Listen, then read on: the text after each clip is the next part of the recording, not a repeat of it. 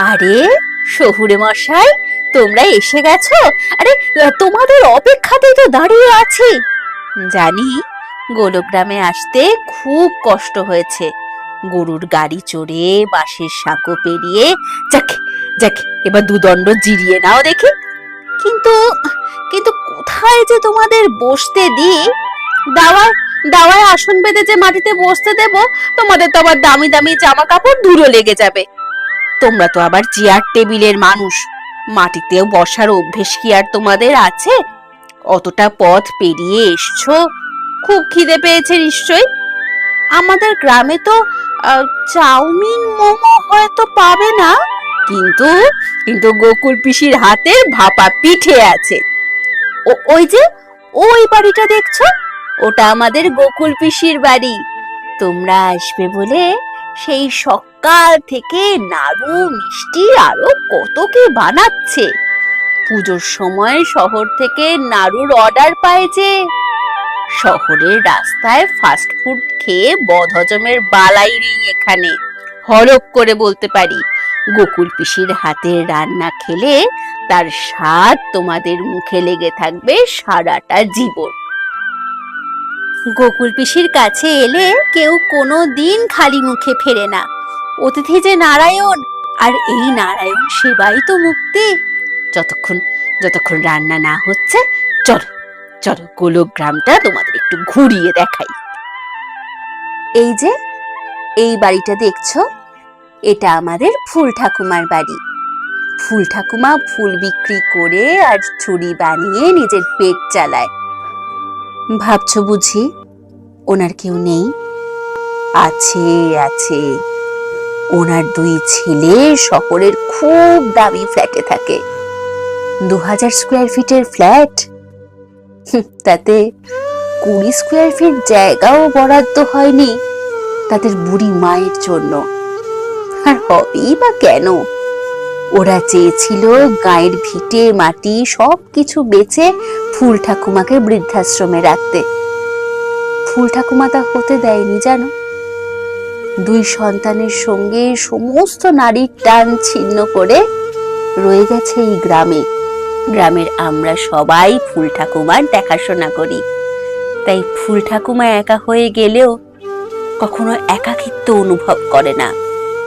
ভাবতে খুব অবাক লাগে জানো, গাঁয়ের চেয়ে তোমাদের শহরে মানুষ এত বেশি, এত পাশাপাশি বাড়ি, তবুও মানুষ একাকিত্বে ভোগে। মানুষের জন্য বাঁচার মধ্যেই যে মানুষের মুক্তি, তা কি তারা বোঝে না? ওই যে দেখছো চাল ভাঙা বাড়িটা, ওটা আমাদের গনসা ঠাকির বাড়ি। সারা বছর গরুর গাড়ি চালিয়ে নৌকো চালিয়ে ক পয়সা এবার জোটে। পুজোর সময় গনসা ঠাকিদের তুমি গায়ে পাবে না, ওরা সবাই গেছে শহরে ঢাক বাজাতে, দুটো বেশি পয়সা পাবে যে। তাই জানো, গায়ের পুজোতে ঢাকের বাদ্যি বাজে না।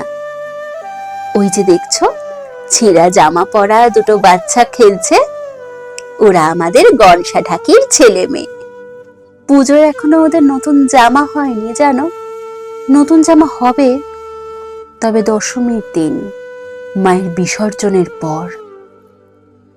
বিজয়ের দিন যখন গনসা ঠাকি ফিরবে, তখন সে কিনে আনবে তার ছোট ছোট ছেলে মেয়েদের জন্য নতুন জামা, আর বউয়ের জন্য নতুন লাল পেরে শাড়ি। নিজের জন্য হয়তো এবছর কিছু কেনা হবে না ওর জানো। যেটুকু টাকা বাঁচবে তাই দিয়ে বাড়ির ভাঙা চাল সারাতে হবে যে এবার। বর্ষায় ভাঙা চাল দিয়ে জল পড়ে ঘর যে ওর ভেসে যায়। ওই দেখো, শহরের মতো পাকা বাড়ি তো আর ওদের নেই। জানলায় বসে 1 কাপ কফির সঙ্গে বৃষ্টি দেখার আয়ুষও ওদের কপালে জোটে না। অতিরিক্ত বৃষ্টি মানেই ওদের জীবনের দুঃস্বপ্ন। কিন্তু তবুও ওরা জীবন সংগ্রাম কেন, কোনো কিছুতেই হার মানে না। দুঃখ বিপদ তুচ্ছ করা কঠিন কাজের মধ্যেই ওরা খুঁজে নেয় মুক্তির পথ। এই যে বাড়িটা দেখছো, এটা আমাদের দাশু কবরেজের বাড়ি।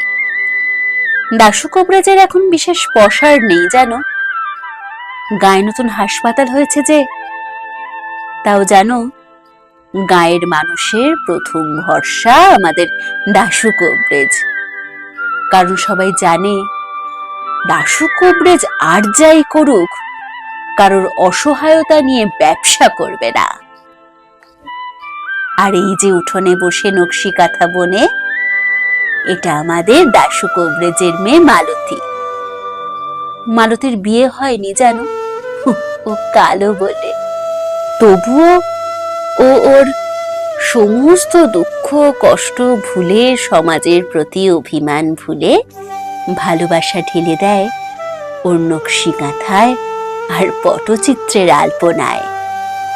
আর এসব বিক্রি করে ও যা পায়, তা দিয়ে গায়ের যে সমস্ত মেয়ের বিয়ে আটকেছে টাকার অভাবে, তাদের পাশে দাঁড়িয়ে নিজের সুপ্ত বাসনাগুলো পূরণ করে। এইভাবেই দাশু কবরেজ আর তার মেয়ে খুঁজে নিয়েছে মানবিকতার মাঝে মুক্তিকে। এই যে পিছনের বাড়িটা, এটা আমার বাড়ি। এখানে আমি একটা ছোট্ট পাঠশালা সামলাই। গায়ের ছোট ছোট বাচ্চাদের জীবন গড়ার পাঠ পড়াই, মান বাঁচানোরও পাঠ পড়াই।